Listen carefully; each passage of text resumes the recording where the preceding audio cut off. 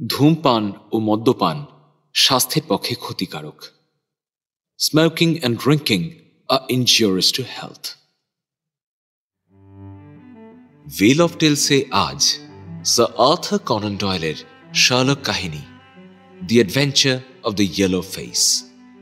গল্পের অনুবাদ, পরিচালনা, প্রোডাকশন ও সাউন্ড ডিজাইন আমি শীর্ষেন্দু ভৌমিক, সহ পরিচালনা এবং সহযোগিতায় স্বাগতা সাহা ভৌমিক, পোস্টার ডিজাইন সৌম্যদীপ গুই।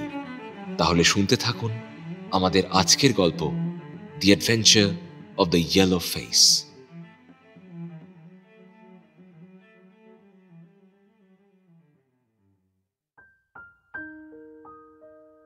আজ পর্যন্ত আমার বন্ধু শ্রীমান শার্লক হোমসের যতগুলো কেসের কাহিনী আমি লিপিবদ্ধ করেছি তার সবকটাতেই আমি তার সাফল্যের কথা লিখেছি।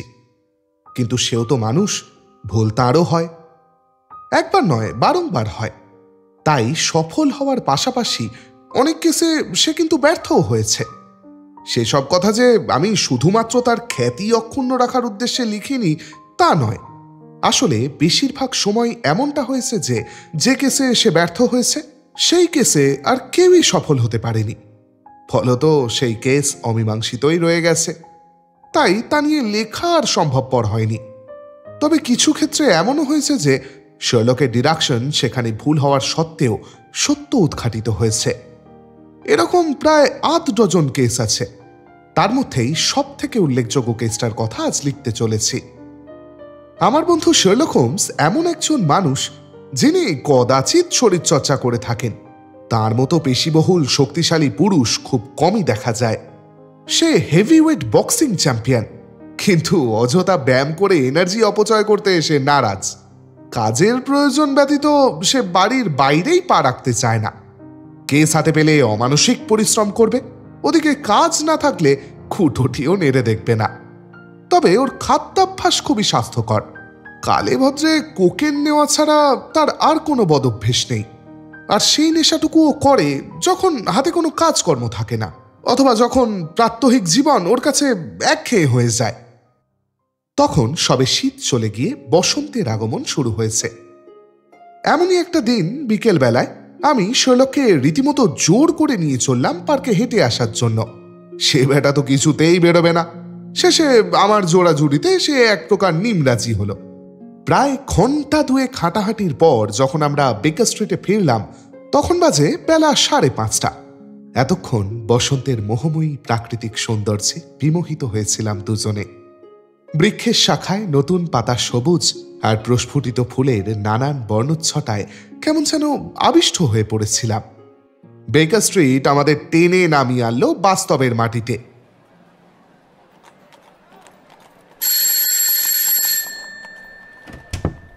দরজায় ঘন্টি বাজাতেই প্রায় ছুটে এসে দরজা খুলল আমাদের দারোয়ান ছেলেটি। মিসেস হাডসনকে বারবার দরজা খোলার হাত থেকে অব্যাহতি দেওয়ার জন্যই এই ছেলেটিকে নতুন রাখা হয়েছে। ছেলেটি বলল, স্যার, একজন ভদ্রলোক বেশ অনেকক্ষণ হলো আপনার সাথে দেখা করতে এসেছিলেন। হোমস বলল, এসেছিলেন মানে? উনি কি চলে গেছেন? হ্যাঁ স্যার। তাকে ভেতরে এসে বসতে বলনি? হ্যাঁ স্যার, বলেছিলাম তো। তো উনি ঘরে এসে বসেও ছিলেন। কতক্ষণ ছিলেন উনি? তা প্রায় আধ ঘন্টা স্যার। উনি খুব অস্থির হয়েছিলেন। পুরো সময়টাই ঘরময় পায়চারি করে বেড়াচ্ছিলেন। তো আমি দরজার বাইরে থেকে সবটাই শুনতে পাচ্ছিলাম। শেষে উনি অধৈর্য হয়ে ঘরের বাইরে এসে আমাকে প্রায় চিৎকার করে জিজ্ঞেস করলেন, আরে উনি কখন আসবেন? তো আমি বললাম, স্যার আপনি একটু বসুন, আর একটু দয়া করে অপেক্ষা করুন, উনি এক্ষুনি এসে পড়বেন। তো তখন উনি বললেন, আমি একটু ঘুরে আসছি, ঘরের মধ্যে আমার দম বন্ধ লাগছে। এই বলে উনি বেরিয়ে গেলেন। সব শুনে হোমস রীতিমতো রাগত দৃষ্টিতে তাকালো আমার দিকে। বলল, নাও, হয়েছে তো শান্তি। হাঁটতে চলো, হাঁটতে চলো। হাঁটতে গিয়ে তো এখন আমার পেটের ভাত উঠে যাবার জোগাড়। It's very annoying Watson, very annoying. আমার এখন একটা কেসের দরকার। তাছাড়া শুনে বেশ বোঝা যাচ্ছে যে ব্যাপারটা সিরিয়াস। ভদ্রলোক রীতিমতো আপসেট হয়ে আছেন। যাকে চলো, উনি যখন আবার আসবেন বলেছেন তখন আমরাই অপেক্ষা করি। চলো।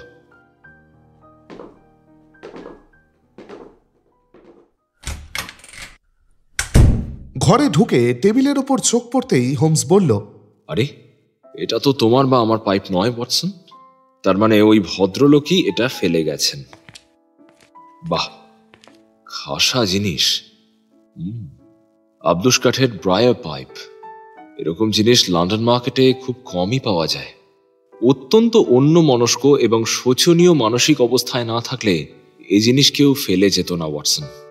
বিশেষ করে এটা ভদ্রলোকের অত্যন্ত প্রিয় একটা জিনিস। এটাকে তিনি কাজ ছাড়া করতে চান না। আচ্ছা, তুমি এটা কি করে বুঝলে যে এটা ভদ্রলোকের অত্যন্ত প্রিয়? ওয়েল, বাজারে বর্তমানে এই জিনিসের দাম প্রায় 7 শিলিং 6 পেন্স। এবার খেয়াল করো, জিনিসটাকে দুবার মেরামত করা হয়েছে।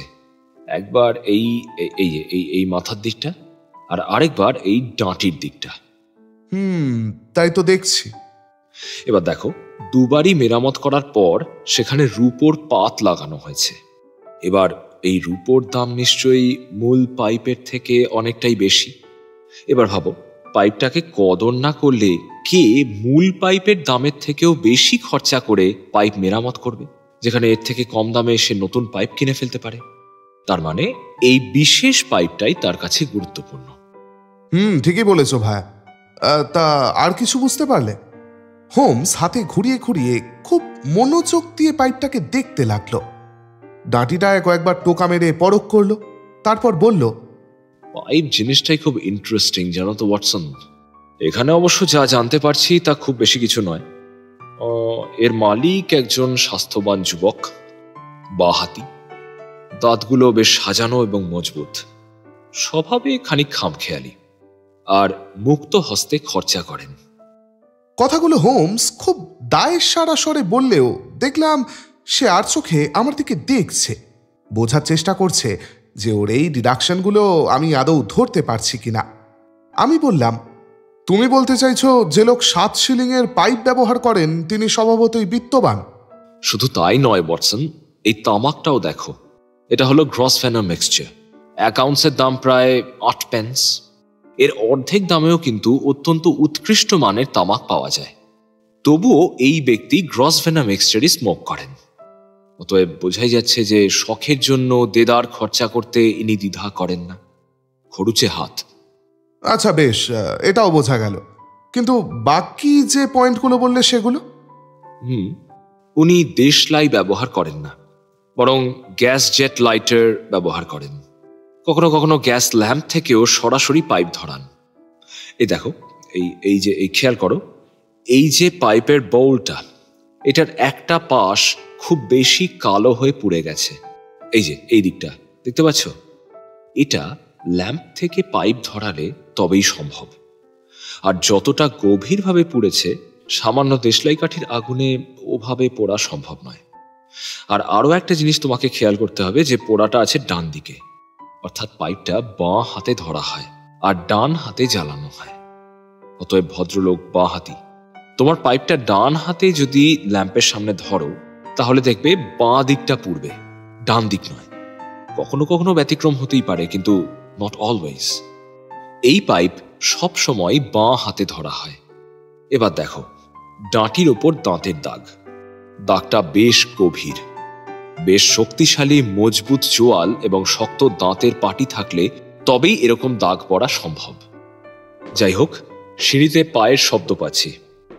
ভদ্রলোককে এবার চাক্ষুষ দেখতে পাবো। কয়েক মুহূর্ত পরে আমাদের ঘরের দরজা খুলে প্রবেশ করলেন একজন দীর্ঘদেহী যুবক। পরনে দামি কিন্তু অনাড়ম্বর পোশাক, একটা গাঢ় ধূসর রঙের স্যুট, হাতে একটা মজবুত কাঠের তৈরি ওয়াকিং স্টিক। বয়স আন্দাজ 30-এর আশেপাশে হবে। ভদ্রলোক বললেন, ক্ষমা করবেন। তার কণ্ঠে কুণ্ঠার স্বর। ঘরে ঢোকার আগে আমার নক করা উচিত ছিল।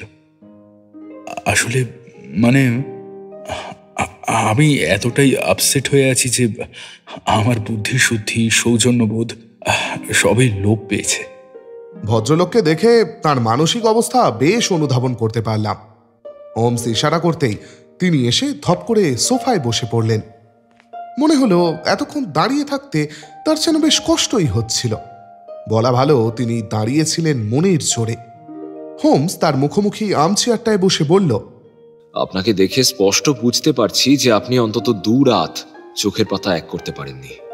আপনার স্নায়বিক অবস্থা অত্যন্ত শোচনীয়। বলুন, কিভাবে আমি আপনাকে সাহায্য করতে পারি? ভদ্রলোক বললেন, আমি একটা গুরুতর ব্যাপারে আপনার পরামর্শ চাই মিস্টার হোমস। আমি এমন এক পরিস্থিতিতে পড়েছি যে নিজেই বুঝতে পারছি না আমার কি করা উচিত। বিশ্বাস করুন, গত 2 দিনে আমার সুখের জীবনটা যেন একেবারে চুরমার হয়ে গেছে। আপনি সেই সমস্যার সমাধানে একজন কনসাল্টিং ডিটেকটিভ হিসেবে আমাকে এমপ্লয় করতে চাইছেন? শুধু তা নয় মিস্টার হোমস, একজন বিচক্ষণ মানুষ হিসাবেও আপনার মতামত চাই আমার। আমি জানতে চাই আমার কি করা উচিত। আশা রাখি আপনি আমাকে সাহায্য করতে সমর্থ হবেন। ভদ্রলোক যেন খানিক জোর করেই কথা বলছেন। কথার সাথে তার ভগ্ন হৃদয়ের টুকরোগুলো যেন ছড়িয়ে ছড়িয়ে পড়ছে ঘরের আনাচে কানাচে। কয়েক মুহূর্ত চুপ করে থেকে তিনি বললেন, ব্যাপারটা খুব স্পর্শকাতর। ঘরের ব্যক্তিগত বিষয় নিয়ে কে আলোচনা করতে চায় বলুন? 2 জন অপরিচিত মানুষ যাদের সাথে আমার এই প্রথমবার পরিচয় হচ্ছে, তাদের সামনে নিজের স্ত্রীকে নিয়ে বা স্ত্রীর কৃতকর্ম নিয়ে আলোচনা করা, এই যে কি দুরূহ ব্যাপার তা বলে বোঝাতে পারবো না। তবু বলতে আমাকে হবেই। হোমস এবার বলল, my dear mister grant Munro. কি? আপনি আমার নাম জানলেন কিভাবে? ভদ্রলোক সোফা থেকে রীতিমতো ছিটকে উঠলেন। তার মুখে চরম বিস্ময়। হোমস হালকা হেসে বলল, আপনি মনে হয় নিজের আসল পরিচয় গোপন রাখতে চাইছিলেন নাকি? বুঝতে পারছি, হয়তো স্পর্শকাতর বিষয় বলেই। কিন্তু মিস্টার মনরো, সেটা করতে গেলে তো নিজের টুপির লাইনিংয়ে নিজের নাম লেখানোটা বন্ধ করতে হবে। স্পষ্ট দেখতে পাচ্ছি আপনার নামটা জল করছে। যাই হোক, যেটা বলতে যাচ্ছিলাম, আমি এবং আমার বন্ধু এর আগেও বহু মানুষের জীবনের অনেক ব্যক্তিগত কথা শুনেছি এই ঘরে বসেই। আর গর্বের সঙ্গে বলতে পারি, আপনার মতো বহু অশান্ত মনকে আমরা স্বস্তি দিতে পেরেছি। আশা রাখছি আপনার ক্ষেত্রেও তার অন্যথা হবে না। শুধু একটাই অনুরোধ, অবিলম্বে আপনার কেসের মূল তথ্যগুলো আমাদের সামনে তুলে ধরুন। আগন্তুক ভদ্রলোক পকেট থেকে রুমাল বের করে কপালের ঘাম মুছলেন। বুঝলাম, গুছিয়ে কথা বলা তার পক্ষে খুবই কষ্টকর। তিনি এমন একজন মানুষ যিনি ব্যক্তিগত বিষয় নিয়ে আলোচনা করতে পছন্দ করেন না। মনে মনে তিনি নিজেকে গুছিয়ে নেওয়ার চেষ্টা করছেন। তারপর ধীরে ধীরে বলতে আরম্ভ করলেন, আমি একজন বিবাহিত মানুষ মিস্টার হোমস। গত 3 বছর হলো আমার বিয়ে হয়েছে। বিবাহিত জীবনে আমি অত্যন্ত সুখী। আমরা পরস্পরকে প্রাণের চেয়ে বেশি ভালোবাসি মিস্টার হোমস। আমাদের ভাবনা, চিন্তা, পছন্দ অপছন্দ, কোথাও কোনো বিরোধ বা বিভেদ নেই। আমরা সত্যিই যাকে বলে জয়েন্ট বাই দ্য প্রভিডেন্স। অথচ গত সোমবার থেকে আকস্মিকভাবেই আমাদের মধ্যে একটা যেন দুর্ভেদ্য প্রাচীর তৈরি হয়েছে। আমি বুঝতে পারছি ওর জীবনে এমন কিছুর অস্তিত্ব আছে যার বিষয়ে আমি বিন্দু বিসর্গও জানি না। নিজের স্ত্রীকে বড় অচেনা লাগছে মিস্টার হোমস। এখানে একটা কথা অবশ্যই আপনাকে বলে রাখা দরকার। এফি অর্থাৎ আমার স্ত্রী আমাকে ভালোবাসে। ও সত্যি সত্যি আমাকে ভালোবাসে, এ বিষয়ে কোথাও কোনো সন্দেহের অবকাশই নেই। আমি জানি এ কথা, অনুভব করতে পারি। কিন্তু এই মুহূর্তে যে গোপন কথাটা আমাদের মাঝখানে এসে পড়েছে, সেটা না জানা পর্যন্ত আমি আর ওর প্রতি স্বাভাবিক হতে পারছি না মিস্টার হোমস। সেই গোপন কথাটার বিষয়ে এবার আসুন, ওটাই সর্বাগ্রে জানা প্রয়োজন। হোমসের কণ্ঠে ধৈর্যহীনতার আভাস পেলাম। মিস্টার মনরো বলতে লাগলেন, প্রথমে আমার স্ত্রী সম্বন্ধে আপনাদের বলি। ওর সাথে যখন আমার প্রথম দেখা হয় তখন ওর বয়স মাত্র 25, কিন্তু ও তখন বিধবা ছিল মিস্টার হোমস। ওর নাম ছিল মিসেস হ্যাবরন। অনেক ছোটবেলায় ও আর ওর পরিবার আমেরিকায় চলে যায়। ওরা থাকতো আটলান্টা টাউনে। ওর বাবা মা ইতিমধ্যে মারা গিয়েছিলেন। সেই সময় এই মিস্টার হ্যাবরনের সাথে ওর পরিচয় হয়। তিনি ছিলেন একজন নামী আইনজীবী। ওদের বিয়ে হয়। কিন্তু দুর্ভাগ্যের বিষয় মিস্টার হোমস, ওরা যে অঞ্চলে থাকতো সেখানে হঠাৎ ইয়েলো ফিভার বা পিত জ্বরের প্রকোপ দেখা দেয়। সেটা ক্রমশ মহামারীর আকার নেয়। আর সেই রোগেই আক্রান্ত হয়ে মিস্টার হ্যাবরন মারা যান। ভদ্রলোকের ডেথ সার্টিফিকেটও আমি দেখেছি। এই ঘটনার পর আমেরিকায় থাকা এফির পক্ষে দুঃসাধ্য হয়ে পড়ে। মিস্টার হেব্রন যা রেখে গিয়েছিলেন তাতে বেশ সচ্ছলভাবেই এফির চলে যাচ্ছিল। বছরে ওর আয় ছিল প্রায় 4,500 পাউন্ড। সেটা আবার মিস্টার হেব্রন নানা জায়গায় ইনভেস্ট করে 7% রিটার্নেরও ব্যবস্থা করে গিয়েছিলেন। এফি পিনারে এসে থাকতে শুরু করার মাস 6 পরে আমার সঙ্গে ওর দেখা হয়। আপনার সামনে আর সংকোচ না করেই বলছি মিস্টার হোমস, প্রথম দর্শনেই আমরা পরস্পরকে ভালোবেসে ফেলি। কয়েক সপ্তাহ পরেই আমাদের বিয়ে হয়। আমি নিজে একজন নাচের শিক্ষক মিস্টার হোমস। লন্ডনের রয়্যাল স্কুল অফ পারফরমেন্সে নাচ শেখাই আমি। এই পেশায় আমার বেশ নামডাক হয়েছে। ফলে আমার বার্ষিক আয় ধরুন 800 থেকে 1000 পাউন্ড। তো স্বামী স্ত্রী মিলে আমাদের যথেষ্ট সচ্ছল অবস্থা। বছরে 80 পাউন্ড ভাড়ায় আমরা বেশ বড় একটা বাড়ি নিলাম নরবারি অঞ্চলে, একটা ভিলা। জায়গাটা শহরের কাছাকাছি, ফলে আমার কাজের কোনো অসুবিধে নেই। তার উপর থাকার পক্ষে নিরিবিলি জায়গা। আমাদের বাড়ির পাশে নিবিড় অরণ্য, আর থাকার মধ্যে আছে একটা সরাইখানা, আর অন্যদিকে একটা মাঠের পর একটা দোতলা কটেজ। এছাড়া এলাকায় আর কোনো বাড়ি ঘর নেই। স্টেশনের দিকে অনেকখানি হেঁটে গেলে তবে কিছু জনবসতি চোখে পড়ে। আমার কাজের চাপ বছরের কিছু সময় বিশেষ বাড়ে কমে, তো গরমের সময়টা বেশ অনেকটাই অবসর থাকে আমার। ফলে স্বামী স্ত্রীতে একান্তে অনেকটা সময় কাটাতে পারি। আমাদের সম্পর্কের মাঝে কোনোদিন কোনো ছায়া পড়েনি। আর তারপরেই বিশ্রী ব্যাপারটা শুরু হলো। বিষয়ের আরো গভীরে যাবার আগে একটা কথা বলে রাখা প্রয়োজন। আমাদের বিয়ের সময় আমার স্ত্রী তার সমস্ত সম্পত্তি আমার নামে লিখে দেন। আমি ঘোরতর আপত্তি করেছিলাম। বলেছিলাম যে এমন করলে লোকে ভাববে আমি ওই পয়সার লোভে আমার স্ত্রীকে বিবাহ করছি। কিন্তু এফি কোনো কথা শোনেননি। কি আর বলবো, ভাবলাম ও যদি মনে কষ্ট পায়, তাই শেষমেশ রাজি হয়ে গেলাম। সপ্তাহ 6 আগে ও একদিন আমার কাছে এসে বলল, জ্যাক, বলছি, যখন তোমার কাছে আমার সমস্ত টাকা পয়সা রেখেছিলাম, তুমি আমাকে কি বলেছিলে মনে আছে? তুমি আমাকে বলেছিলে যে আমার যখন প্রয়োজন আমি যেন তোমাকে নির্দ্বিধায় বলি। তোমার মনে আছে তো? আমি বললাম, হ্যাঁ অবশ্যই ডার্লিং, ও টাকা তো তোমারই। ও বলল, বেশ, তাহলে বলি, আমার 100 পাউন্ড দরকার। টাকার অঙ্কটা শুনে আমি বিস্মিত হলাম। 100 পাউন্ড তো অনেক টাকা।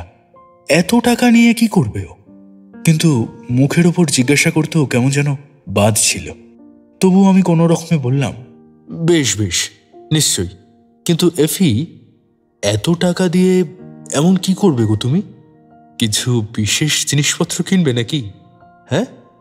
এফি মিষ্টি হেসে খানিক দুষ্টুমির স্বরে আমায় বলল, জ্যাক, এমনটা তো কথা ছিল না। তুমি কি বলেছিলে তোমার মনে আছে? তুমি বলেছিলে তুমি শুধুমাত্র আমার ব্যাংকার, আর ব্যাংকাররা তো টাকা তোলার কারণ জিজ্ঞাসা করে না।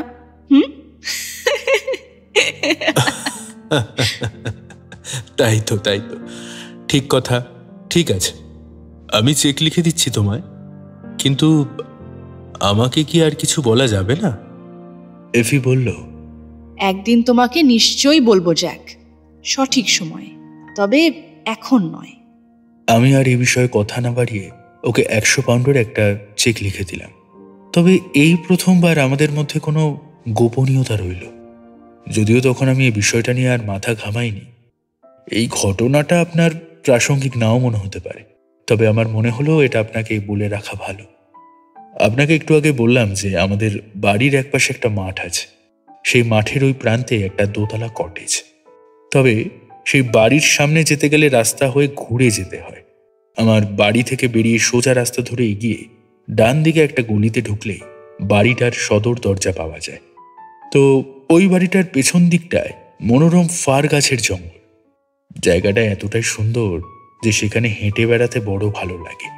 আমি সুযোগ পেলেই সেখানে হেঁটে বেড়াই। ওই কটেজটা বিগত 8 মাস ধরে খালি পড়ে আছে। আমার ব্যাপারটা খানিকটা খারাপই লাগতো। অমন সুন্দর দোতলা বাড়ি, সামনে ছোট্ট লন, দেওয়ালে লতানো ফুলের গাছ বাওয়ানো, ওরকম বাড়ি খালি পড়ে থাকলে কারই বা ভালো লাগে বলুন তো? গত সোমবার সন্ধেবেলা আমি ওইদিকেই সান্ধ্য ভ্রমণে গিয়েছিলাম। সেই সময় আমার চোখে পড়ল সেই বাড়ির গলিতে একটা খালি ভ্যান দাঁড়িয়ে আছে। পাশে ঘাসের লনের ওপর জড়ো করে রাখা বেশ কিছু কার্পেট এবং অন্যান্য জিনিসপত্র। স্পষ্ট বুঝতে পারলাম যে অবশেষে ওই খালি কটেজে ভাড়াটে এসেছে। হেঁটে পাশ দিয়ে যাবার সময় মনে মনে ভাবছিলাম, নতুন বাড়িতে কারা থাকতে এলো, কিরকম মানুষজন হবে কে জানে। বাড়ির সামনে দাঁড়িয়ে কৌতূহলবশত দোতলার দিকে চাইতেই হঠাৎ আমার চোখে পড়ল দোতলার খোলা জানলায়। সেখানে একটা মানুষের মুখ দেখতে পেলাম। মনে হলো সেই ব্যক্তিও জানলা দিয়ে আমারই দিকে তাকিয়ে আছে। আমি জানি না মিস্টার হোমস, সেই মুখে এমন একটা কিছু ছিল, আমার মধ্য দিয়ে কেমন যেন একটা অস্বস্তির স্রোত বয়ে গেল। দূরত্বের কারণে মুখের সমস্তটা আমি স্পষ্ট দেখতে না পেলেও একটা কথা আপনাকে হলফ করে বলতে পারি, ওই মুখে কিছু একটা ব্যাপার ছিল যেটা অস্বাভাবিক এবং অমানসিক। মুখটা ভালো করে দেখার জন্য আমি দুপা সামনের দিকে এগিয়ে গেলাম, কিন্তু ঠিক সেই মুহূর্তেই জানালা থেকে সেই মুখটা অদৃশ্য হয়ে গেল। মনে হলো মুখটা যেন ঘরের ভেতর দিকে অন্ধকারে মিশে গেল। আগামী 5 মিনিট সেখানে দাঁড়িয়ে আমি বিষয়টা ভালো করে ভাববার চেষ্টা করলাম। মুখটা কোনো পুরুষের নাকি কোনো মহিলার তা আমি বুঝে উঠতে পারিনি, কিন্তু সে মুখের রং ছিল সব থেকে আশ্চর্যের। মুখের চামড়ার রং একেবারে চকের মতো সাদা, আর মুখের গড়নও কেমন যেন অস্বাভাবিক। ব্যাপারটায় আমি এতটাই বিচলিত হয়ে পড়লাম যে শেষমেশ ঠিক করলাম যে ওই বাড়ির লোকজনের সাথে একবার যেচে গিয়ে আলাপ করতে হবে। আমি এগিয়ে গিয়ে সদর দরজা নক করলাম।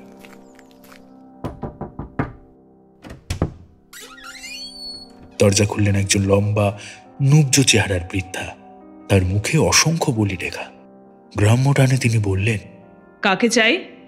আমি বললাম, আমি আপনার প্রতিবেশী, ওই যে মাঠের ওপাশের ওই বাড়িটায় আমি থাকি। দেখলাম আপনারা সদ্য এসেছেন, তাই ভাবলাম জিজ্ঞাসা করে যাই, আমি কি কোনোভাবে আপনাদের সাহায্য করতে পারি? যদি কোনোভাবে আমাদের প্রয়োজন হলে আমরা নিশ্চয়ই আপনাকে ডাকবো। আমার কথা শেষ হওয়ার আগেই বলে উঠলেন ভদ্রমহিলা, আর বলেই একেবারে আমার মুখের ওপর দরাম করে দরজাটা বন্ধ করে দিলেন। এতখানি অসভ্যতা আমি সত্যিই আশা করিনি। মাথাটা গেল গরম হয়ে, আর এক মুহূর্ত আমি সেখানে না দাঁড়িয়ে বাড়ি ফিরে এলাম। গোটা সন্ধেটা আমি নিজেকে অন্যান্য নানা কাজে ব্যস্ত করে রাখলেও মাথার মধ্যে ঘুরে ফিরে জানালার সেই মুখটা ভেসে উঠতে লাগলো। একই সাথে মনে পড়তে লাগলো ওই মহিলার চরম অভব্য আচরণের কথা। তবে আমি ঠিক করলাম যে এ বিষয়ে আমার স্ত্রীকে আমি কিছু জানাবো না। এমনিতেই ও একটু নার্ভাস টাইপের মানুষ, শুধু শুধু এসব কথা বলে ওর মনের ওপর চাপ সৃষ্টি করার তো কোনো মানে হয় না। তবে ঘুমানোর ঠিক আগে ওকে কথায় কথায় বললাম যে ওই কটেজে নতুন লোকজন এসেছে। আমার এই কথায় ও কোনো রকম উত্তর দিল না। ভাবলাম ও বোধহয় ঘুমিয়ে পড়েছে। আমিও আর কোনো কথা না বাড়িয়ে ঘুমিয়ে পড়লাম। এমনিতে আমার ঘুম বেশ গাঢ়। আমার পরিবারে এই নিয়ে হাসি ঠাট্টা পর্যন্ত হতো। সকলে বলতো রাতের বেলা বোমা ফাটার তীব্র শব্দেও নাকি আমার ঘুম ভাঙানো অসম্ভব ব্যাপার। কিন্তু এই দিন রাতে প্রথমবারের জন্যে আমার ঘুমের চরিত্রে ব্যতিক্রম ঘটল। সন্ধ্যাবেলায় দেখা সেই মুখ আর সেই বুড়ির অভদ্র ব্যবহারের কারণেই কিনা জানি না, শরীর মন জুড়ে কেমন একটা অস্থিরতা আর উত্তেজনা ছড়িয়েছিল। ফলে খুব ছেঁড়া ছেঁড়া অগভীর ঘুম হচ্ছিল। একবার করে তন্দ্রাচ্ছন্ন হয়ে পড়ি, আবার সেই তন্দ্রা কেটেও যায়। সেই তন্দ্রার ঘোরেই কেমন যেন টের পাচ্ছিলাম যে আমার ঘরে কিছু একটা ঘটছে। ক্রমশ আমি সজাগ হয়ে উঠলাম। মনে হলো আমার স্ত্রী বিছানা ছেড়ে উঠে বাইরে যাবার পোশাক পরছে। আমি অন্ধকারে সয়ে যাওয়া চোখে ভালো করে চেয়ে দেখলাম, যা ভেবেছি ঠিক তাই।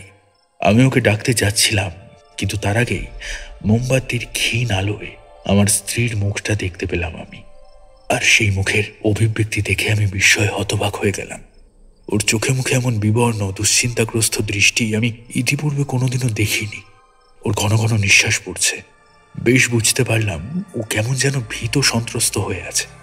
আমি যে জেগে আছি সেটাও বুঝতে পারেনি।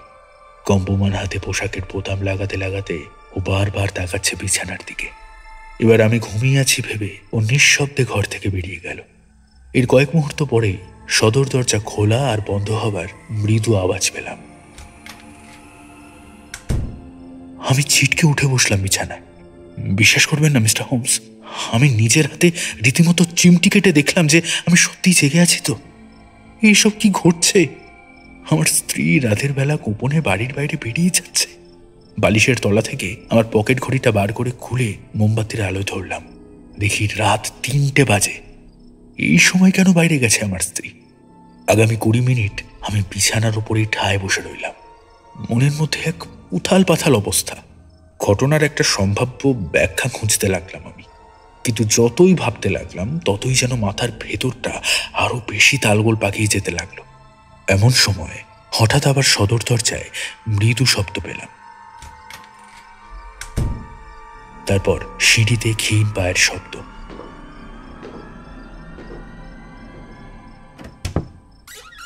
এফি ঘরে ঢুকতেই আমি বলে উঠলাম, এফি, কোথায় গিয়েছিলে তুমি?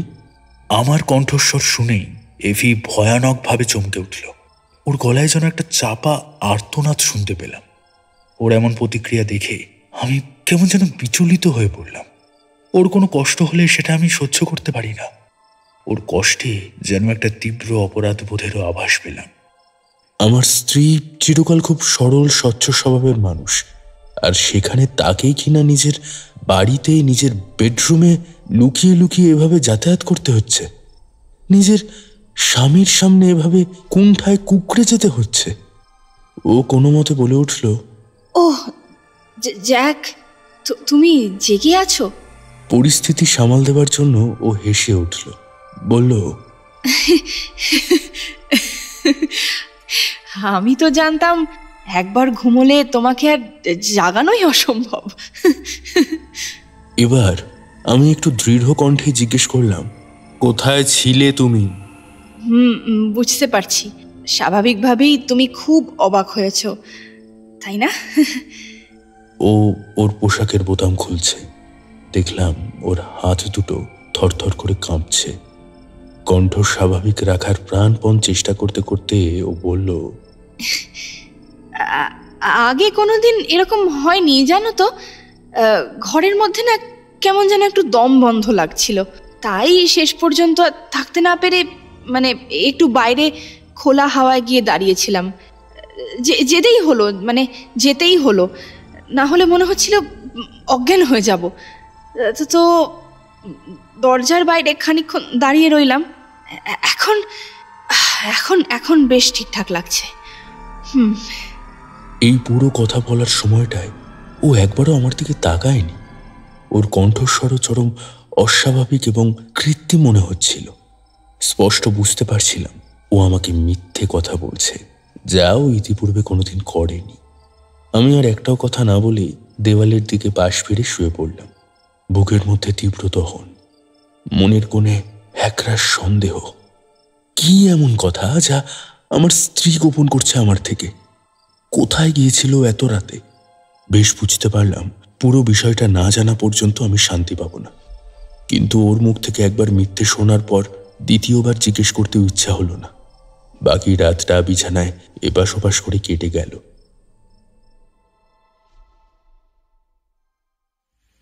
পরদিন সকালে আমার শহরে যাবার কথা ছিল, কিন্তু মনটা এতটাই ডিস্টার্বড হয়েছিল যে বুঝতে পারলাম আজ আমি কিছুতেই আমার কাজে মন দিতে পারবো না। তাই সেদিন বাড়িতেই থেকে গেলাম। দেখলাম আমার স্ত্রীও আমারই মতন আপসেট হয়ে আছে। আমার চোখের দিকে তাকিয়েই ও বোধহয় বারবার বুঝতে পারছিল যে ওর গত রাতের বলা একটাও কথা আমি বিশ্বাস করতে পারিনি। ও নিজেও বুঝতে পারছে না ওর এখন ঠিক কি করা উচিত। প্রাতরাশের সময় আমরা পরস্পরের সাথে কোনো কথা বললাম না। খাবার পর আমি একটু হাঁটতে বেরোলাম। একান্তে গোটা বিষয়টা ভালো করে ভেবে দেখব, এটাই ছিল আমার উদ্দেশ্য। হাঁটতে হাঁটতে বেশ অনেকটা দূরে চলে এসেছিলাম আমি। আমাদের এলাকা থেকে প্রায় 6-7 কিলোমিটার দূরে ক্রিস্টাল প্যালেস নামে একটা জায়গা আছে। সেখানে ঘন্টাখানেক কাটিয়ে আবারও ফিরতে ফিরতে প্রায় দুপুর 1টা বেজে গেল। হ্যাঁ, এবার ঘটনাটা ঘটলো ঠিক যখন আমি ওই বিশেষ দোতলা কটেজটার সামনে দিয়ে হেঁটে আসছি। তখন ওখান দিয়ে আসতে আসতে আমি ওই বাড়ির সামনে দাঁড়িয়ে কৌতূহলবশত ওপরের দিকে চাইলাম। ভাবলাম যদি গতকাল রাতে দেখা সেই অদ্ভুত মুখটা আবারও দেখতে পাই। আর ঠিক সেই মুহূর্তে সেই কটেজের সদর দরজা খুলে একজন মানুষ বেরিয়ে এলো। তিনি আর কেউ নন, স্বয়ং আমার স্ত্রী। ঘটনার আকস্মিকতায় আমি কতখানি অবাক হয়েছিলাম তা নিশ্চয়ই আপনি অনুমান করতে পারছেন মিস্টার হোমস, কিন্তু আমি মুখে কিছু প্রকাশ করলাম না। আমাকে দেখেই আমার স্ত্রী যেন বিস্ময় ও আতঙ্কে পাথর হয়ে গেল। মনে হলো এক্ষুনি সে আবার দৌড়ে সে বাড়ির ভেতরে ঢুকে দরজা বন্ধ করে দেবে, কিন্তু বুঝতে পারল যে আর আমার সাথে লুকোচুরি খেলে কোনো লাভ নেই। বিবর্ণ মুখে সে আমার দিকে এগিয়ে এসে ম্লান হেসে বলল, আরে জ্যাক, তুমি এসে পড়েছো? আমি আসলে এখানে জিজ্ঞাসা করতে এসেছিলাম যে আমাদের নতুন প্রতিবেশীদের কোনো রকম সাহায্য লাগবে কিনা, তাই। আমার মুখে বোধহয় একটা কাঠিন্য ফুটে উঠেছিল। এভির ভয়ার্ত চোখ সেটা এড়াল না। ও এবার অনুনয়ের স্বরে আমায় বলল, তুমি তুমি আমার দিকে এমন অদ্ভুত দৃষ্টিতে কেন তাকিয়ে আছো জ্যাক? তুমি নিশ্চয়ই আমার উপর রাগ করনি, বলো। আমি ওর প্রশ্নের কোনো উত্তর না দিয়ে একটা পাল্টা প্রশ্ন করলাম, তাহলে গত রাতে বেডরুম থেকে চুপি চুপি বেরিয়ে তুমি এখানেই এসেছিলে, তাই তো? মানে?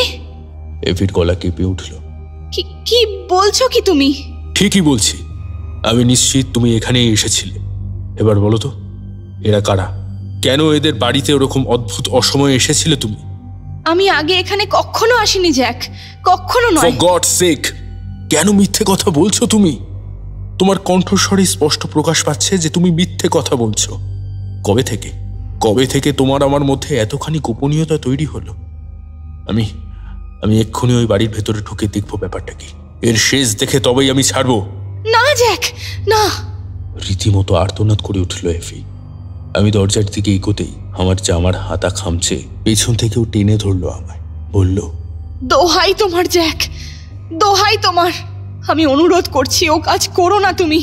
একদিন আমি নিজের মুখে তোমাকে সবকিছু খুলে বলবো, কিন্তু যদি এই মুহূর্তে তুমি এই বাড়িতে ঢোকো তাহলে আমাদের জীবনে এক চরম অন্ধকারের ছায়া নেমে আসবে জ্যাক। জীবনে দুঃখ আর হতাশা ছাড়া আর কিছুই অবশিষ্ট থাকবে না। তুমি বোঝার চেষ্টা করো প্লিজ।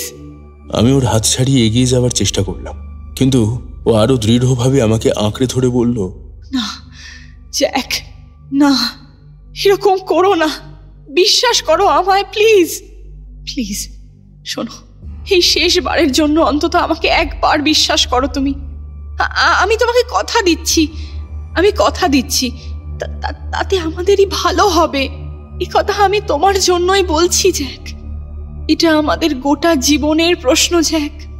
চলো আমার সাথে বাড়ি চলো লক্ষ্মীটি, চলো, দেখবে সব কিছু ভালো হবে। কিন্তু তুমি ওখানে ঢুকলে আমাদের সুখের সংসারটা ভেঙে যাবে। ওর গলায় এমন একটা আকুতি ছিল যে আমি আর ওকে অগ্রাহ্য করতে পারলাম না। তারপর বললাম, বেশ, তোমাকে আমি বিশ্বাস করতে পারি, কিন্তু একটা শর্তে। আজ থেকে এই বিষয়ে আমরা কেউ কোনো কথা বলবো না, কিন্তু তোমাকেও কথা দিতে হবে যে তুমি আর কোনোদিন এই বাড়িতে আসবে না। তোমার যা গোপন কথা আছে তা তুমি গোপন রাখতেই পারো, কিন্তু ওই বাড়ির চৌকাঠ তুমি পেরোবে না, দিনে বা রাতে, কখনোই না। যদি তুমি কথা রাখো তাহলে এইটুকু সময় যা যা ঘটেছে আমি সব কিছু ভুলে যাব। আমার এই কথায় যেন পরম স্বস্তি পেল এফি। ওর মুখে একটা ম্লান হাসি ফুটে উঠল। ও বলল, আমি কথা দিচ্ছি জ্যাক, তুমি যা বললে তার কোনো অন্যথা হবে না। আমি জানতাম তুমি নিশ্চয়ই আমাকে ভরসা করবে। চলো বাড়ি যাই। আবার হাত ধরে সেই কটেজ থেকে আমাকে দূরে টেনে নিয়ে চলল সে। আমি আর কোনো বাধা দিলাম না।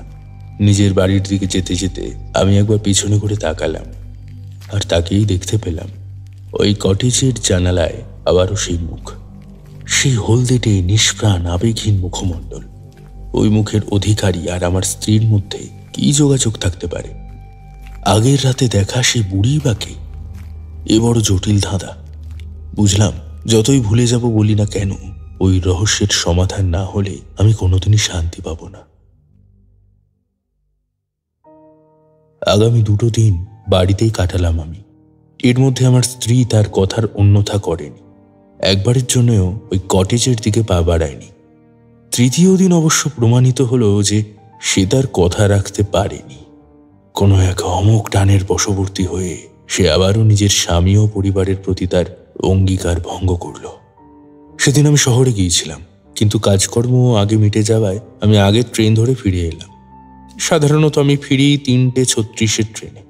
সেদিন ফিরলাম 2:40 ট্রেনে, প্রায় 1 ঘন্টা আগে। আমি বাড়িতে ঢোকা মাত্রই হন্তদন্ত হয়ে দৌড়ে এলো আমাদের মেয়েটি। তার মুখে একটা হতচকিত সন্ত্রস্ত ভাব। আমি জিজ্ঞেস করলাম, তোমার মিস্ট্রেস কোথায়? সে বলল, স্যার, মানে উনি আসলে উনি না একটু হাঁটতে বেরিয়েছেন। কথাটা শোনা মাত্রই আমার মনটা সন্দেহে পরিপূর্ণ হয়ে উঠল। আমি ছুটে দোতলায় উঠে এলাম, এটা নিশ্চিত হওয়ার জন্য যে ও বাড়িতে নেই।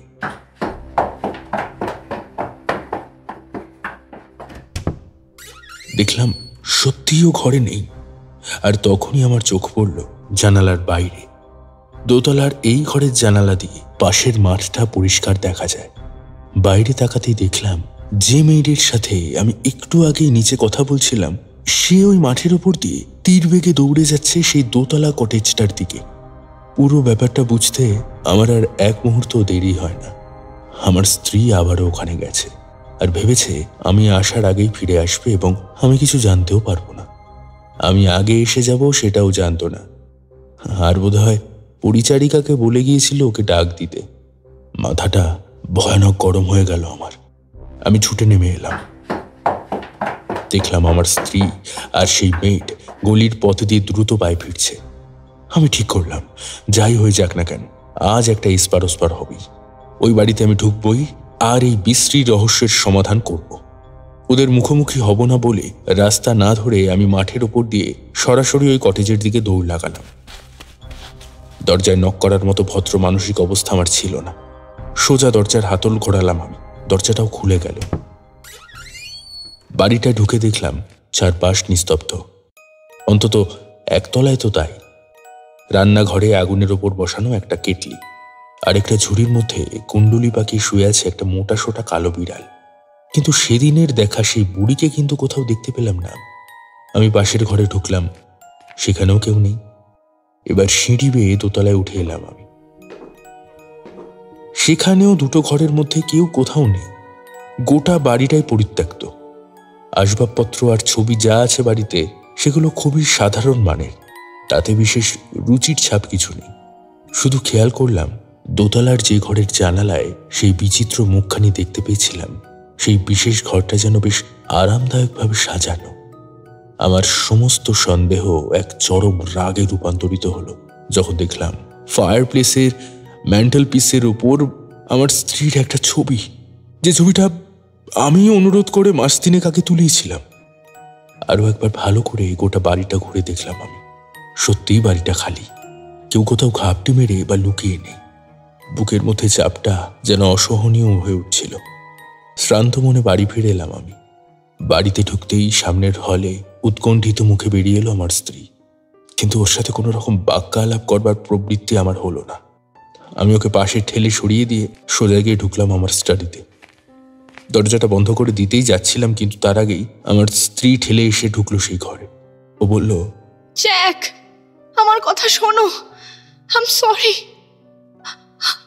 আমি আমার প্রমিস ভেঙেছি, কিন্তু বিশ্বাস করো, পুরো ব্যাপারটা জানলে তুমি বুঝতে যে আমার হাতে আর কোনো উপায় ছিল না। প্লিজ, তুমি আমাকে অবশ্যই ক্ষমা করে দিতে। আমি বললাম, তাই যদি হয়ে থাকে তবে বেশ, আমাকে পুরো ব্যাপারটা খুলে বলো। কিন্তু কিন্তু সেটা যে আমি পারবো না জ্যাক, আমি পারবো না। আমি এবার কঠোর গলায় বললাম, দেখো, অনেক হয়েছে। যতক্ষণ তুমি আমাকে না বলবে যে ওই বাড়িতে কে বা কারা আছে এবং কেনই বা সেখানে তুমি বারে বারে ছুটে যাচ্ছ এবং সর্বোপরি কেন তাদেরকে তুমি তোমার ছবি দিয়েছ, ততক্ষণ তোমার সাথে কোনো কথা নেই। এ কথা বলে ওকে সরিয়ে দিয়ে আমি বাড়ি থেকে বেরিয়ে আসি। এটা গতকালের কথা মিস্টার হোমস। তারপর আর বাড়ি ফিরিনি। রাতটা একটা সরাইখানায় কাটাই। আজ সকালে হঠাৎ করে আমার মনে হলো আপনার কথা। ভাবলাম আপনি একমাত্র মানুষ যিনি চাইলে এই জটিল রহস্যের সমাধান করতে পারেন। প্লিজ প্লিজ আমাকে সাহায্য করুন মিস্টার হোমস, না হলে আমার জীবনটা পুরো শেষ হয়ে যাবে। আমি আর হোমস এতক্ষণ স্তব্ধ হয়ে মিস্টার মনরোর কাহিনী শুনছিলাম। হোমস কিছুক্ষণ চুপচাপ বসে রইল, তারপর মৌনতা ভঙ্গ করে বলল, আচ্ছা, একটা কথা বলুন, আপনি কি কোনোভাবে আমাকে বলতে পারবেন যে জানালায় দেখা সেই মুখটা কোনো পুরুষের মুখ কিনা? মিস্টার মনরো বললেন, প্রত্যেকবারই এতখানি দূর থেকে দেখেছি যে নিশ্চিত করে বলা অসম্ভব মিস্টার হোমস। আর প্রতিবারই সেই মুখ দেখে আপনার মধ্যে একটা বিরূপ প্রতিক্রিয়া হয়েছে, তাই তো? প্রত্যেকবার। মানুষের মুখের চামড়ার রং অমন অস্বাভাবিক ফ্যাকাশে হতে পারে এটা ভাবা যায় না। তার উপর মুখের অভিব্যক্তিও কেমন যেন নিষ্প্রাণ, কাষ্ঠল। আর আমি এগোতেই সেই মুখ ছিটকে অন্ধকারে হারিয়ে যায়। আপনার স্ত্রী আপনার কাছ থেকে সেই 100 পাউন্ড নিয়েছিলেন কতদিন আগে? প্রায় 2 মাস আগে। আচ্ছা, আপনি কখনো ওর প্রথম স্বামীর ছবি দেখেছেন? আগে না, ওদের আটলান্টার বাড়িতে আগুন লেগেছিল, তাতেই সব পুড়ে নষ্ট হয়ে যায়। কিন্তু যে ডেথ সার্টিফিকেটটা আপনি দেখেছিলেন সেটা তাহলে বেঁচে গেল কিভাবে? ওটা ডুপ্লিকেট ছিল মিস্টার হোমস। আমার স্ত্রী ওটা অ্যাপ্লিকেশন করে নতুন বার করিয়েছিল। আমেরিকায় ওর পরিচিত কারোর সাথে আপনার কখনো আলাপ হয়েছে? আগে না। আচ্ছা, উনি কখনো আমেরিকায় বেড়াতে যাওয়ার কথা বলেন? না, কোনোদিন বলেনি। আর আমেরিকা থেকে কোনো রকম চিঠিপত্র কি ওর নামে আসে? না। বেশ, অনেক ধন্যবাদ। আপনার বিষয়টা নিয়ে আমি খানিকটা সময় গভীরভাবে ভাবতে চাই।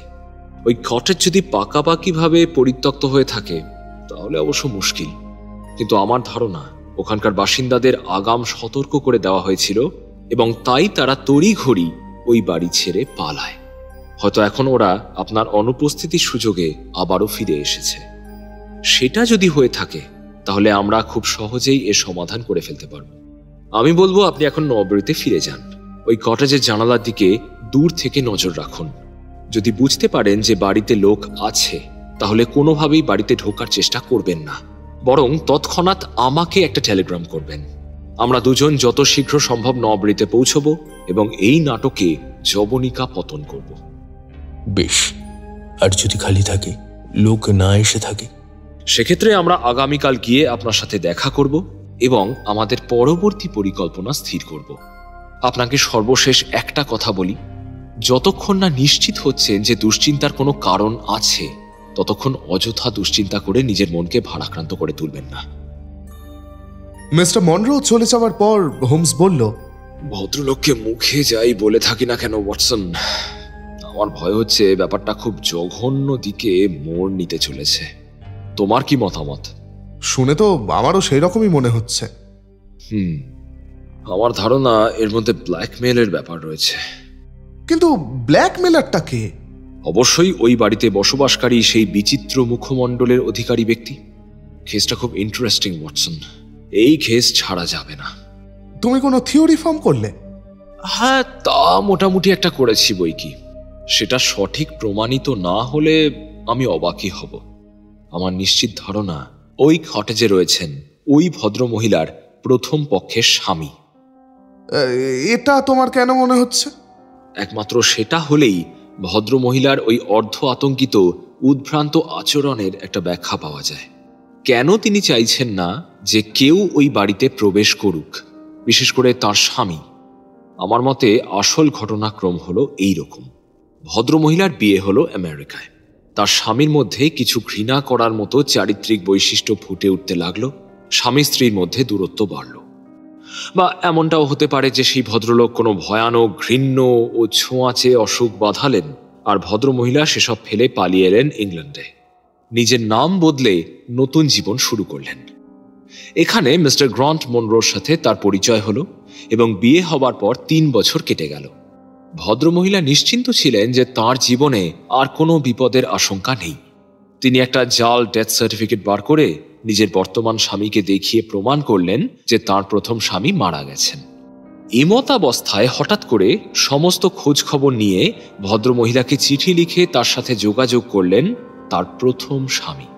এসেই মহিলাকে প্রতিহিংসার বশে ব্ল্যাকমেল করতে শুরু করলেন। পয়সা দাও, নয়তো তোমার বর্তমান স্বামীকে সবকিছু জানিয়ে দেব। নিরুপায় হয়ে ভদ্রমহিলা তাঁর বর্তমান স্বামীর কাছ থেকে 100 পাউন্ড নিয়ে ওদের দিলেন। তাতে ফল তো হলোই না, উল্টে আরো বেশি টাকা পাবার লোভে সেই লোক আর তার বৃদ্ধা পরিচারিকা একেবারে ভদ্রমহিলার বাড়ির পাশের কটেজে এসে আস্তানা গাড়ল। রাতের বেলা স্বামীর মুখে ওই কটেজের নতুন লোক আসার কথা জানতে পেরে আতঙ্কিত হয়ে পড়লেন ভদ্রমহিলা। স্বামী ঘুমিয়ে পড়ার পর রাতের অন্ধকারে বেরিয়ে তিনি ছুটে গেলেন ওই কটেজে এবং অনুরোধ করলেন যাতে ওরা ওকে শান্তিতে থাকতে দেয় এবং এখান থেকে চলে যায়। সেই কাজেও বিফল হয়ে তিনি আবারও পরদিন সকালে ওদের সাথে কথা বলতে গেলেন এবং কটেজ থেকে বেরোবার সময় আবারও বর্তমান স্বামীর সামনে পড়ে গেলেন। স্বামীকে বাধ্য হয়ে তিনি কথা দিলেন যে তিনি আর ও বাড়িতে যাবেন না, কিন্তু ব্ল্যাকমেইলারদের থেকে নিষ্কৃতি পাওয়ার উদ্দেশ্যে তিনি আবারও 2 দিন পরে নিজের শর্ত ভেঙে সেখানে গেলেন। হাতে করে এবার নিজের ছবিটা নিয়ে গেলেন। হয়তো সেটা তার কাছ থেকে চাওয়া হয়েছিল, মানে ব্ল্যাকমেইলাররা চেয়েছিল। কথাবার্তার মাঝেই মেইড এসে জানালো যে মিস্টার গ্রান্ট মনরো বাড়ি ফিরে এসেছেন। স্বামী এখানে এসে পড়বেন সেটা বুঝতে পেরে ভদ্রমহিলা ওই বাড়ির লোকদের পিছনের দরজা দিয়ে পালাতে সাহায্য করলেন এবং পিছনের ওই ফার গাছের অরণ্যে লুকিয়ে থাকতে বললেন। সেই কারণেই মিস্টার মনরো সেখানে পৌঁছে দেখলেন যে বাড়ি পরিত্যক্ত। তবে উনি আজ বাড়ি ফিরেও যদি দেখেন যে সেই বাড়ি ফাঁকা, তাহলে আমি সত্যি অবাক হব। আমার ধারণা সেখানে আবারও লোকজন ফিরে এসেছে। তোমার কি মনে হচ্ছে? আমি বললাম, এখনো পর্যন্ত এই সবটাই তো তোমার অনুমান। হ্যাঁ, কিন্তু শুধুমাত্র এই থিওরিতেই সমস্ত ঘটনার একটা নির্ভরযোগ্য ব্যাখ্যা পাওয়া যায়। যখন নতুন কোনো তথ্য হাতে আসবে তখনই আবার নতুন করে ভেবে দেখার পালা শুরু হবে। এবার দেখা যাক নবরি থেকে কি টেলিগ্রাম আসে। টেলিগ্রামের জন্য যদিও আমাদের আর বেশিক্ষণ অপেক্ষা করতে হলো না। সন্ধ্যের চা শেষ করতে না করতেই সেটা এসে উপস্থিত হলো। তাতে লেখা, বাড়িতে লোক আছে, জানালায় সেই মুখ, 7টার ট্রেনে আসুন, তার আগে কিচ্ছু করব না।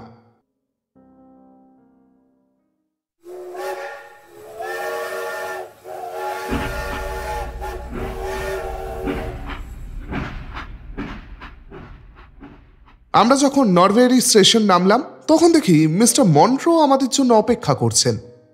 গ্যাস ল্যাম্পের আলোয় থমথম করছে তার উদ্বিগ্ন মুখ, একই সাথে উত্তেজনায় কাঁপছে তার 2 হাত।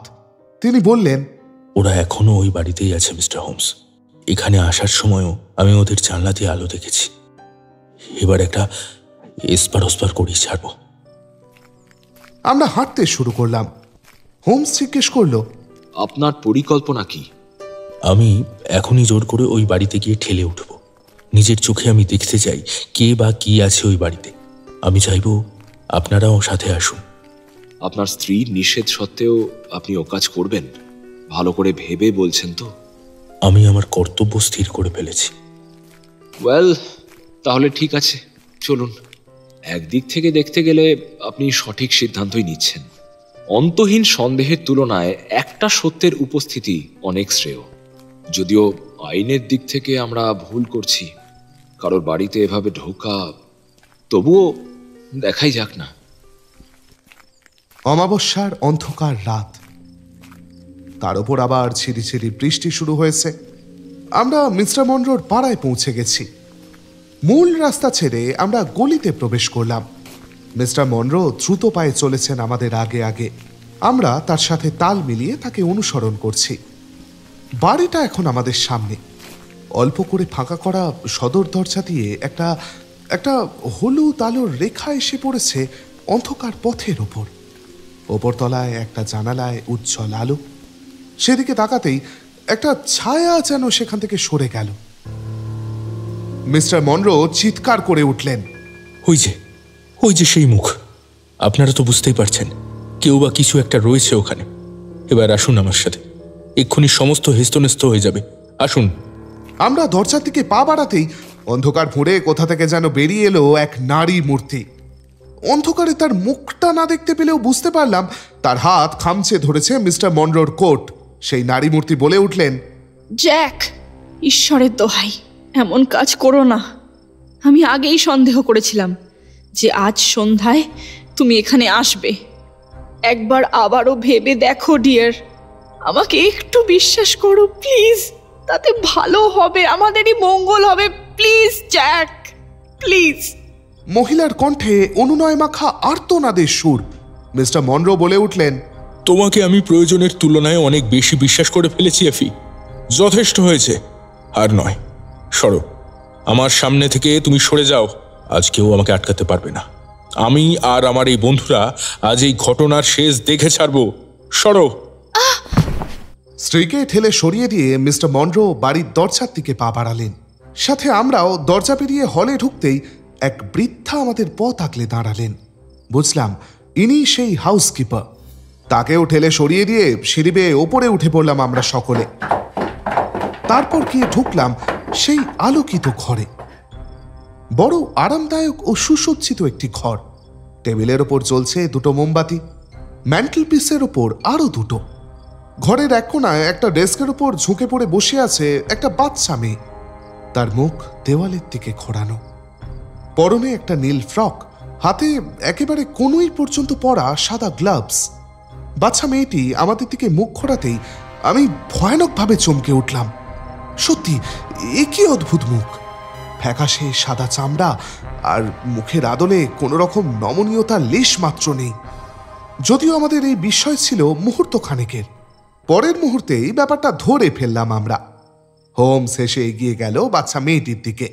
তারপর বাচ্চাটির কানের পেছনে হাত দিয়ে একটা সুতোর মতো কি যেন খুলে নিয়ে এলো, আর সেই সুতোর সাথেই উঠে এলো গোটা সাদা জিনিসটা। ওটা একটা মুখোশ, আর মুখোশ খুলে যেতেই বেরিয়ে পড়ল এক কৃষ্ণাঙ্গী আফ্রিকান আমেরিকান শিশুর সহাস্য মুখ। বাচ্চা মেয়েটি খিলখিল করে হেসে উঠল। তার অমন নির্মল হাসি দেখে হেসে উঠল হোমসও, সাথে আমিও। হাসলেন না শুধু মিস্টার জন গ্র্যান্ট মনরো, তার মুখে এক হতচকিত হতবম্ব দৃষ্টি। তিনি বলে উঠলেন, এসব কি? মানে কি এসবের? আমি বলছি এসবের মানে কি। উত্তরটা এলো নারী কণ্ঠে।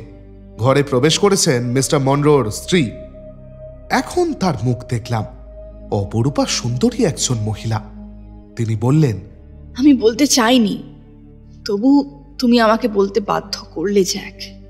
আমার স্বামী আটলান্টায় মারা গেলেও আমার সন্তান বেঁচে ছিল জ্যাক। তোমার সন্তান? রুদ্ধ কণ্ঠে জিজ্ঞাসা করলেন মিস্টার মনরো। ভদ্রমহিলা গলা থেকে একটা হার খুলে আনলেন।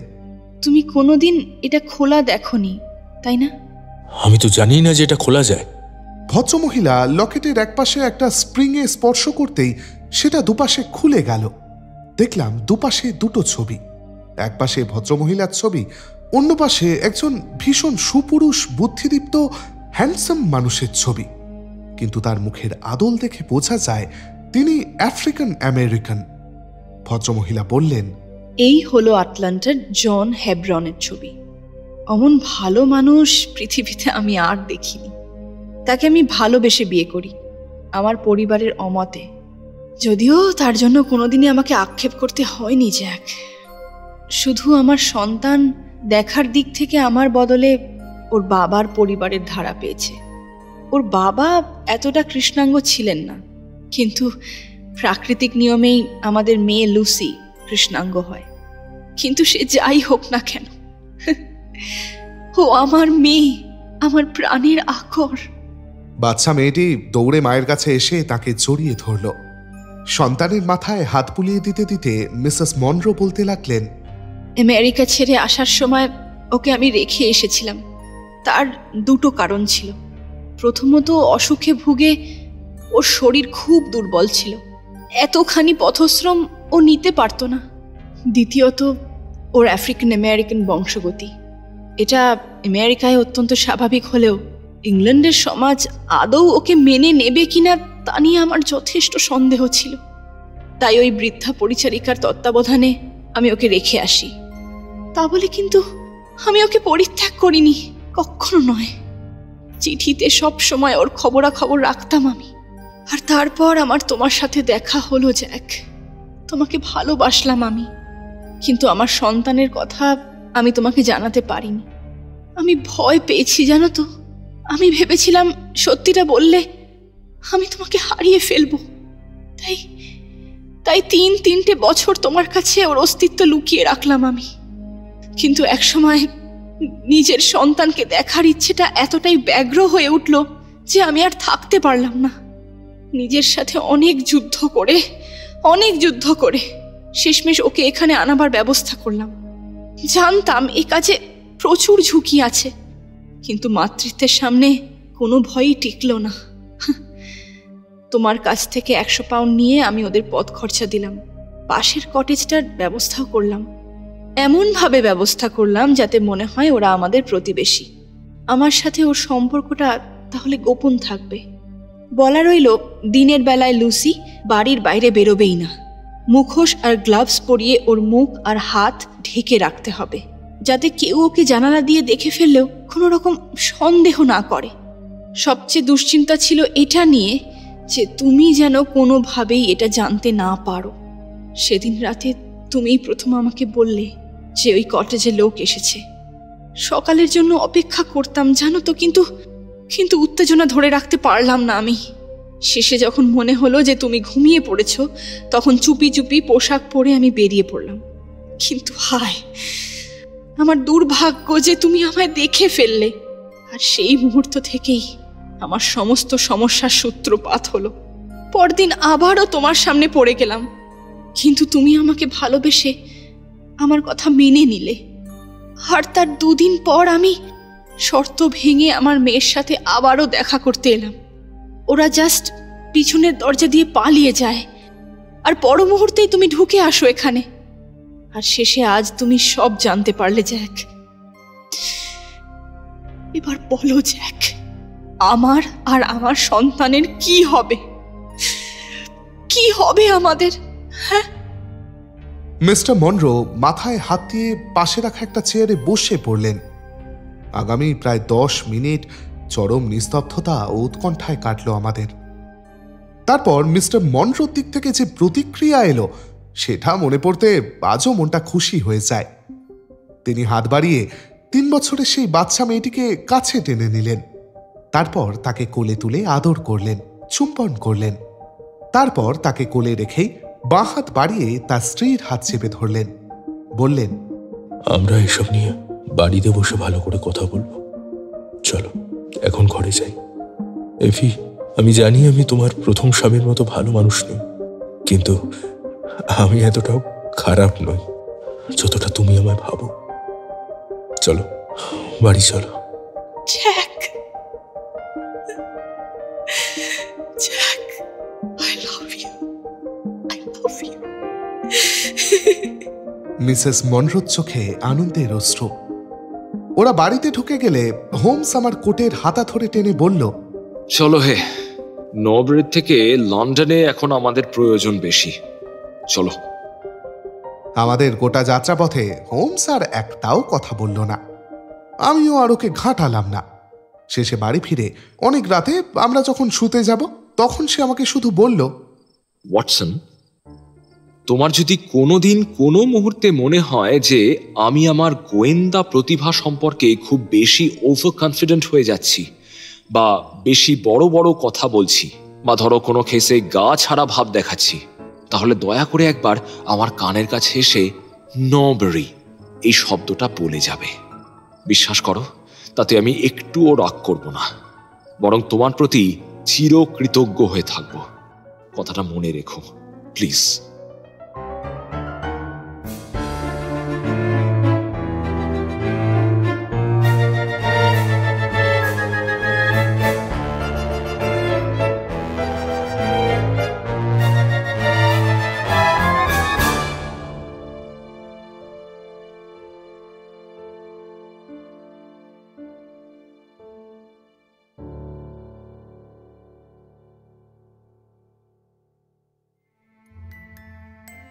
শেষ হলো আমাদের আজকের গল্প, দি adventure of the yellow face.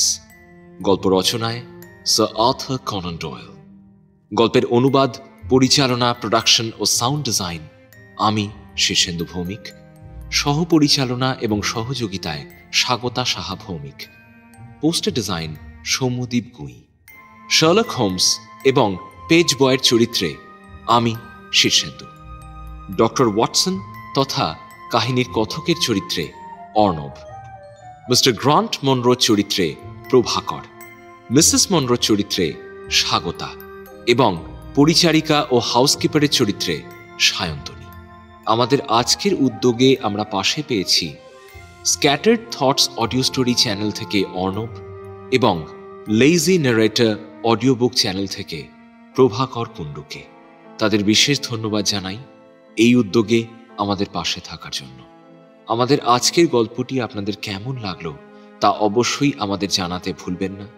যদি গল্পটি আপনার ভালো লেগে থাকে তাহলে প্লিজ লাইক করুন, শেয়ার করুন। আর যদি আজ আপনি আমাদের এই চ্যানেলে প্রথমবার এসে থাকেন তাহলে প্লিজ সাবস্ক্রাইব করুন। আমরা শীঘ্রই আবারও ফিরে আসব আমাদের পরবর্তী গল্প নিয়ে। ভালো থাকবেন। ধন্যবাদ।